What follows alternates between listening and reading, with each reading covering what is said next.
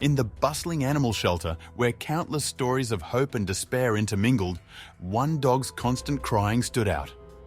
Baxter, a beautiful grey pitbull, seemed inconsolable, his whimpers echoing through the hallways. Dr. Nolan, a seasoned veterinarian, visited the shelter for a routine checkup but found himself drawn to Baxter's kennel, sensing that the dog's distress was more than just a longing for a home. It was only after a thorough examination that Dr. Nolan uncovered the heart-wrenching truth behind Baxter's tears, leading him to make an unexpected decision. Welcome to Wonderbot Animals. All the staff members of the shelter where Baxter lived knew about his heartbreaking cries. It was kind of hard not to know about them actually, as they echoed through the whole building. Frederique, one of the staff members, had addressed them to her manager many times, asking if they could get Baxter checked, but he kept refusing, saying it was just because Baxter was a drama queen. Frederique knew there could be more to it. Baxter didn't only howl, he actually cried tears as well. His eyes were covered in gooey mush from all the crying, something her manager didn't know because she was the only one who checked up on Baxter every day, giving him cuddles and drying his tears. She felt incredibly sorry for the poor animal, but didn't know what to do. One day, the shelter staff was informed that a veterinarian would be visiting to give some of the animals a routine check. Hopeful, Frederique had grabbed the information sheet, looking for Baxter's name. She reviewed the list of animals 5 times before the truth she dreaded finally sunk in. Baxter's name was not on the list. Frederique was heartbroken for him. How could her manager do this to the poor animal? Was he enjoying it or something? She shot an angry glance at him when he wasn't looking. She couldn't do more than that, as she didn't want to be fired. If she didn't work at the shelter anymore, no one would give Baxter his extra love and cuddles. No, she had to stay for him. The vet arrived when Baxter was still sleeping. He began to work down his list, going by every kennel that was on it. Little kittens who were just brought in a few days ago needed special medicine for their sneezing disease, a dog had to get his blood tested, and so on. The vet worked amazingly fast, but luckily not fast enough. After a few hours, Frederique heard what she was waiting for. Baxter's howls began to echo through the building. The vet immediately looked up from what he was doing and frowned.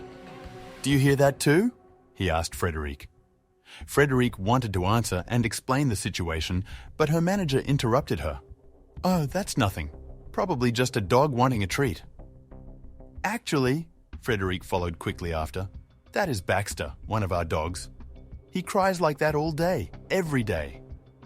She looked her manager fiercely in the eyes. Then she turned her attention back to the vet. "Baxter is a very sweet pit bull, but I fear something could be wrong with him. Why else would a dog cry like that all the time?" The manager sighed. "As I've said to my employee many times before, there is nothing wrong with Baxter.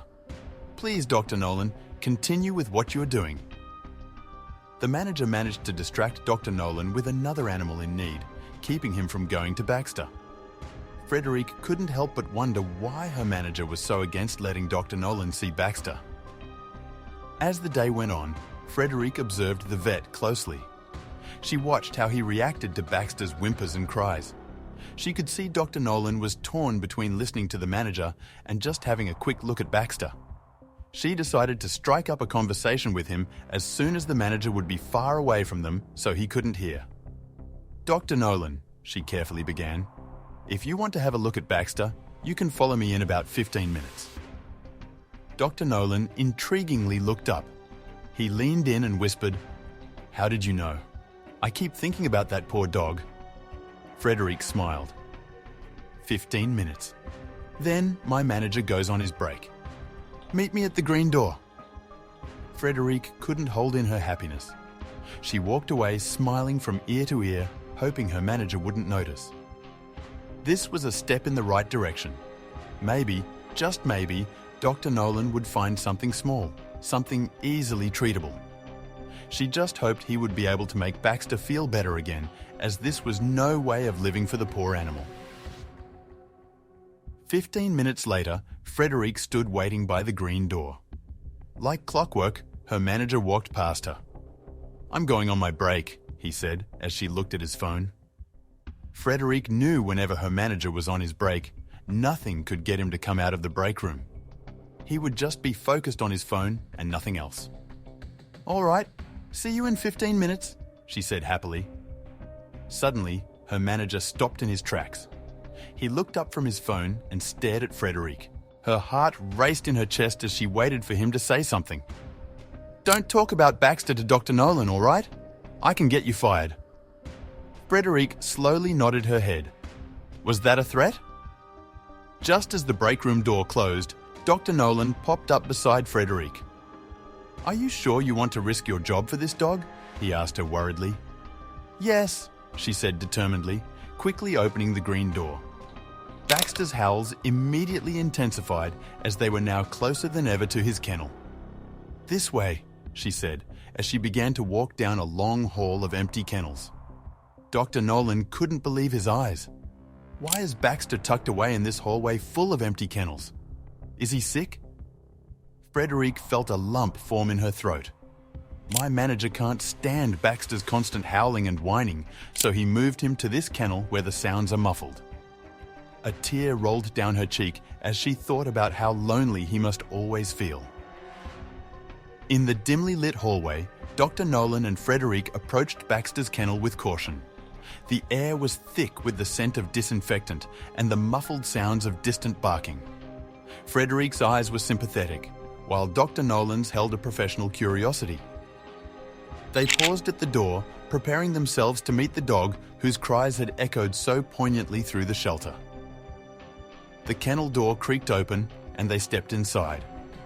Baxter, a grey pitbull with soulful eyes, cowered in the corner. His body was tense, his gaze wary. Dr. Nolan knelt down, maintaining a respectful distance. He extended a hand slowly, palm down, inviting Baxter to investigate. The vet's movements were deliberate and gentle, a silent promise of no harm. Baxter's nose twitched as he sniffed the air, his eyes locked on Dr. Nolan's hand. Minutes passed like hours. Finally, with a tentative step, Baxter edged closer. His nose touched the vet's hand and a brief examination began. Dr. Nolan's touch was light, his scrutiny careful, looking for signs of pain or discomfort in the quiet pitbull. As Dr. Nolan examined Baxter, he spoke in a calm, soothing tone. His words were a balm meant to reassure and comfort the distressed animal. "You're safe here, Baxter. We're here to help you," he murmured. The tension in Baxter's muscles began to ease. His breathing slowed and his eyes softened. It was as though he understood the vet's compassionate intent. Dr. Nolan continued his gentle examination and Baxter's trust visibly grew. The dog's initial hesitation gave way to a cautious acceptance, and then a small miracle happened. Baxter's tail, which had been tucked firmly between his legs, began to wag tentatively. It was a small gesture, but in the quiet of the kennel, it was as significant as a shout of joy. A bond, fragile but real, began to form between Baxter and Dr. Nolan. Frederic watched, her heart swelling with hope. With Baxter's hesitant approval, Dr. Nolan began a more detailed examination. His expert hands moved over Baxter's body, feeling for abnormalities, checking joints, and examining eyes and ears. Each movement was methodical and careful, designed to cause the least stress possible. Dr. Nolan's brow furrowed as he noted each response from Baxter, his professional instinct telling him something was amiss. Frederic watched, her hands clasped together as the vet's concern grew palpable. Frederic stood by the door, her ears attuned to every sound. Her gaze was fixed on the hallway outside, ready to signal any approach. The anxiety of being discovered wrestled with her desire to help Baxter. She knew the stakes were high. If caught, it wasn't just her job on the line, but Baxter's chance at a better life too. Her commitment to the dog was unwavering, her resolve steeling her against the fear. Time seemed to warp within the confines of Baxter's kennel. Each second ticked by with an increasing weight, the risk of the manager's return looming over them like a storm cloud. Dr. Nolan worked with efficient speed, but the thoroughness needed for a proper diagnosis couldn't be rushed. Frederique's eyes constantly flickered to the clock, the hands moving inexorably forward, bringing them closer to potential discovery. In between his focused examination, Dr. Nolan and Frederique exchanged whispers laden with worry. "We need more time," the vet murmured, his voice barely audible. Frederique nodded, whispering back, "I know. I'm trying to think of something. Anything to delay him." Their conversation was a delicate dance of concern and urgency, a shared understanding that Baxter's well-being was worth every risk they were taking. As Dr. Nolan palpated Baxter's abdomen, a sudden clatter from the hallway caused all three to freeze. Baxter's ears perked up and Frederique's head snapped towards the door. The noise was brief, but it shattered the tense calm of the kennel. Dr. Nolan paused, his hands still on Baxter, as they all held their breath, listening. Was it the manager, or just another day-to-day sound of the shelter? The moment stretched, filled with silent anticipation. The moment of stillness shattered as the door swung open with a force that echoed through the kennel. The manager stood at the threshold, his face contorted with anger and disbelief. His unexpected entrance felt like a cold gust of wind, instantly changing the atmosphere from one of focused care to defensive alarm. Dr. Nolan's hands stilled on Baxter, who whimpered at the sudden tension. Frederique turned, her face paling as she met the manager's furious gaze. Time seemed to stop. Dr. Nolan, Frederique, and even Baxter were statuesque, each processing the sudden intrusion. The manager's heavy breathing was the only sound in the otherwise silent room. His eyes darted from the vet's hands on Baxter to Frederique's anxious stance. The air was thick with unsaid accusations and fear. It was a moment of collective realization. They were caught, and the consequences were about to unfold. The silence broke as the manager stormed in, his voice booming with anger. "What is the meaning of this?" he demanded, his eyes fixed on Dr. Nolan. Frederique moved to speak, but the manager's glare silenced her. "You," he pointed at Dr. Nolan, "were only authorized to check certain animals. And you," his gaze swung to Frederique, "are complicit in this deception." His words were like daggers, and the tension escalated with each accusation. Despite the manager's towering rage, Dr. Nolan remained calm, his posture solid and unyielding. "Baxter needed attention," he stated firmly, his voice a stark contrast to the manager's. Ignoring his distress would be negligent and unethical. His protective stance over Baxter was a clear sign of his commitment. Frederique, inspired by his courage, stood a little taller. Dr. Nolan's defiance was a beacon of hope in the chaos, a sign that Baxter's welfare was the priority. The manager's face reddened at Dr. Nolan's defiance. "I run this shelter and I decide what's best," he snapped. Turning to Frederique, his voice softened into a menacing calm. "You've crossed a line, Frederique. Come with me now, or you're fired." His ultimatum hung in the air, heavy and final. Frederique's heart raced. Her job, her passion, was on the line. Yet leaving Baxter felt like abandoning a friend in his darkest hour. With a heavy heart, Frederique complied, her eyes lingering on Baxter's fearful gaze as she was led away. Each step felt like a betrayal, not only to Baxter, but to her own principles. As they exited, her mind raced, searching for any way to continue helping. The manager's grip was firm, a constant reminder of the power he held over her future at the shelter. Frederique seized an opportunity when the manager was momentarily distracted. She slipped into a nearby storage closet, her breath shallow and quick. Pressing her ear against the thin wall, she could just make out the muffled tones of the conversation outside. Her heart pounded, not just with fear of being discovered, but with a desperate hope that Dr. Nolan could make a difference for Baxter. Dr. Nolan's voice was steady and insistent. "Baxter is in pain, and it's our duty to help him." The manager retorted, his voice laced with frustration. "We have dozens of animals here. I can't justify the cost for one." Their debate was a clash of perspectives. one grounded in compassion and ethical duty, the other in the harsh reality of shelter management and limited resources. Despite the manager's resistance, Dr. Nolan persisted, his words carrying the weight of his profession's ethical standards.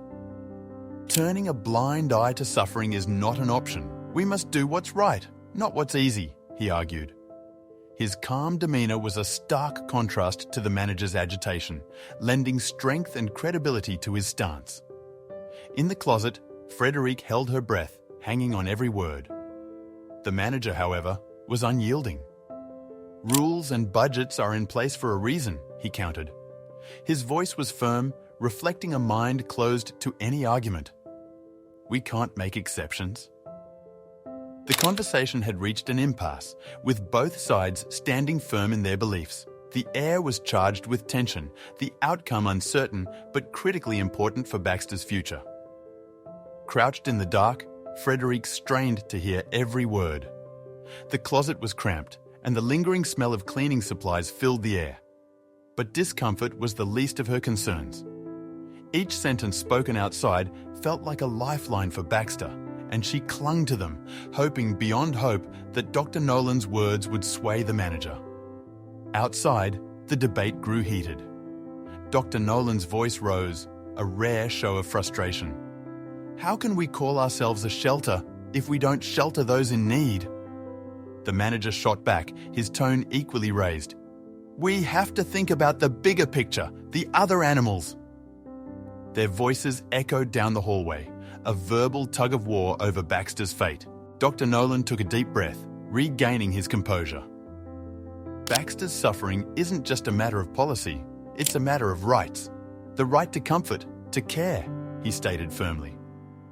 We have a moral obligation to every creature under our roof. His words were a beacon in the darkness, a reminder of the higher principles at stake. There was a pause, and then the manager's voice returned, softer this time, tinged with uncertainty. It's just... We have so many to think about, he faltered. It was a small change, but significant. Frederique held her breath, sensing the shift. Dr. Nolan's relentless advocacy was beginning to crack the wall of the manager's resistance. Dr. Nolan seized the moment, his voice now infused with a passionate plea. Imagine Baxter as not just one of many, but as someone's future companion, a being capable of love and joy.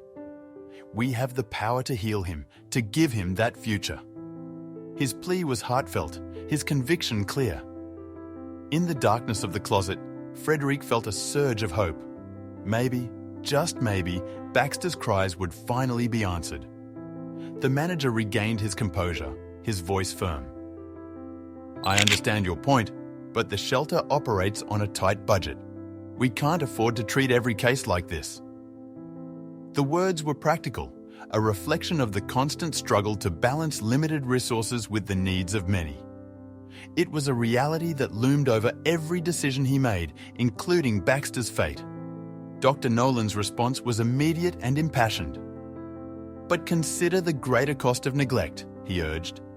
Ignoring Baxter's pain doesn't just harm him, it diminishes us, our humanity. We can't let financial constraints blind us to suffering. We must find a way. His plea was a powerful reminder of the ethical costs at stake, costs that went beyond dollars and cents. Despite Dr. Nolan's impassioned reasoning, the manager remained resistant. His voice was a mix of weariness and resolve. My hands are tied by the shelter's policies and budget. I can't make exceptions. It was a battle of wills, a standoff between practicality and compassion. The tension in the air was palpable, a reflection of the high stakes for both Baxter and those fighting for his care. Dr. Nolan, sensing the critical moment, made one final appeal. I understand the challenges you face, he acknowledged, but Baxter's situation is urgent. Let's work together to find a solution. Compassion doesn't have to be a casualty of budget constraints. His voice was fervent, imbued with a hope that compassion could indeed find a way through the thicket of financial and bureaucratic hurdles. Dr. Nolan's voice took on a solemn tone. Baxter can't speak for himself, so we must be his voice. His suffering is silent but profound.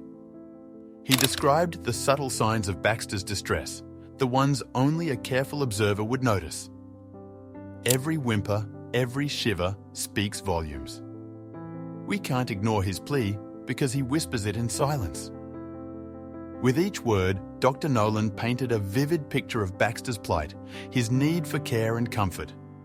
Imagine the constant pain, the confusion, the fear Baxter must feel. He doesn't understand why he's hurting or if it will ever end. We have the power to change that, to offer him relief. His portrayal was emotional, intended to touch the heart of the matter and the heart of the listener. The urgency in Dr. Nolan's voice grew. Baxter's condition won't wait for budget approvals or better times. His pain is present, persistent, and worsening. Every day we delay, he suffers more. The echoes of Baxter's cries seemed to resonate in his words, a haunting reminder of the stakes. We must act, and we must act now. The manager was silent, his expression inscrutable. Dr. Nolan's words hung in the air, a challenge to the status quo.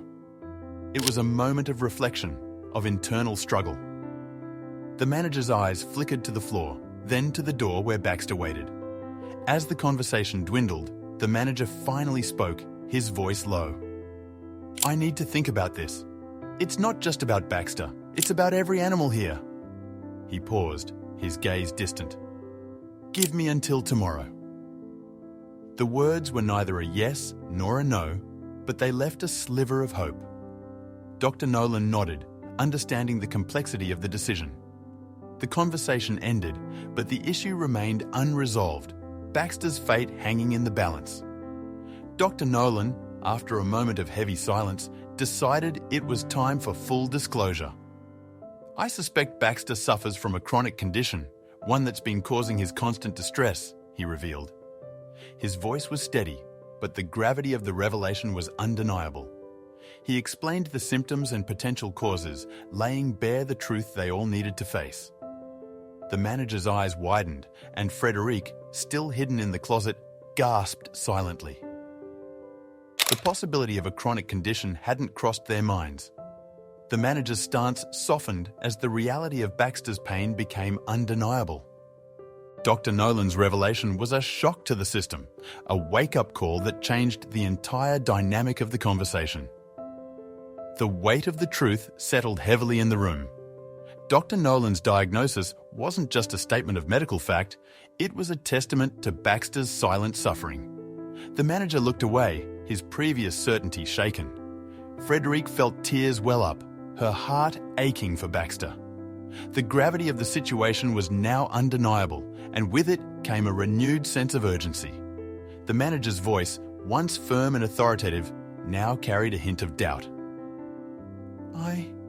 I didn't realize, he murmured. The severity of Baxter's condition was a reality check, a moment that forced him to reconsider his stance. It was a subtle but significant shift, the first crack in the wall of resistance he'd built.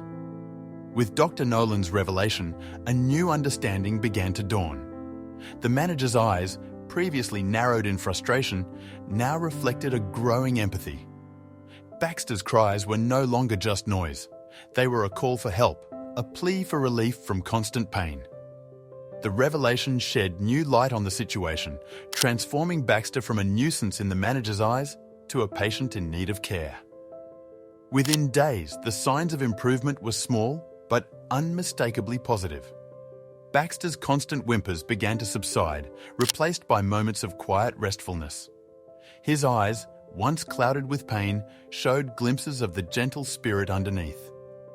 Each small sign of progress was a victory, celebrated silently by Frederic and Dr. Nolan, who watched over him with a mix of professional satisfaction and genuine care. As the treatment continued, the bond between Dr. Nolan and Baxter grew stronger. The vet's visits were no longer met with fear, but with a wagging tail and a nuzzle. Baxter's trust in Dr. Nolan was complete, his eyes following the vet's every move. It was a relationship built on mutual respect and a shared journey toward healing. Frederic watched Baxter's transformation with a mixture of awe and joy. Each day brought a new change, a small step toward the lively and happy dog she knew Baxter could be. She would often sit by his side, talking to him and offering gentle strokes. Watching Baxter's slow return to health filled her with a profound sense of gratitude and hope. Each day, Baxter's cries of pain became less frequent, his moments of peace more prolonged. There was a growing sense that, although the journey was long and the outcome uncertain, there was real hope for a pain-free future. Baxter's resilience and the dedication of those caring for him were turning the tide. Hope was on the horizon, a beacon guiding them through the recovery process. The manager's perspective began to shift subtly over time. Witnessing Baxter's gradual recovery and the genuine care from Dr. Nolan and Frederic made him see the animals in his care through a new lens. They were no longer just numbers in his shelter. They were beings capable of feeling and deserving of compassion. This realization was the first step in a profound personal transformation. The change in the manager's attitude had a ripple effect throughout the shelter. Procedures were re-evaluated and more attention was given to the individual needs of each animal. Staff members were encouraged to voice their concerns, leading to a more compassionate and ethical approach to animal care. The shelter was slowly transforming, all because one dog's plight had opened their eyes to a better way. The day Baxter was ready to leave the shelter was bittersweet. Frederic had grown to love the brave pitbull, and saying goodbye was more challenging than she'd anticipated. As she hugged him one last time, tears streamed down her face. She whispered words of love and encouragement, knowing this was the end of one chapter and the beginning of another for Baxter. Dr. Nolan, who had been Baxter's constant advocate and healer, decided to adopt him. He had seen Baxter through his darkest days and couldn't bear to part with the dog who had shown such courage and trust. As they left the shelter together, it was a moment of pure joy. Baxter was going to a forever home where he would be loved and cared for as he deserved. Baxter's journey from a scared, pained creature to a beloved pet symbolized hope and the profound connection between humans and animals. His story left an indelible mark on the shelter and its inhabitants. It was a reminder that compassion can change lives and that every animal, no matter how hopeless their situation seems, deserves a chance for happiness and health. Baxter's transformation from despair to hope was a testament to the power of love and care.